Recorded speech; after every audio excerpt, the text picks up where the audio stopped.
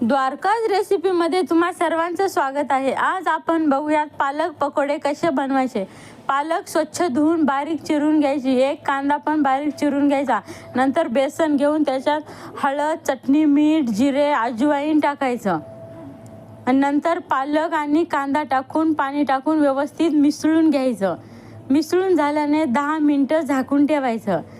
तोपर्यंत कढईमध्ये तेल टाकून गरम करायला ठेवायचं आणि तेल गरम झाले की त्याच्यात चमच्याने थोडं मिक्स केलेलं बेटर टाकायचं आणि थोड्याच वेळात आपले पालक पकोडे खाण्यासाठी तयार आहेत। तुम्ही बघू शकता माझे पालक पकोडे किती छान झाले आहेत। तुम्हाला जर माझी रेसिपी आवडल्यास चॅनलला लाईक, शेअर आणि सबस्क्राईब करायला विसरू नका। भेटूयात पुढच्या रेसिपीसोबत।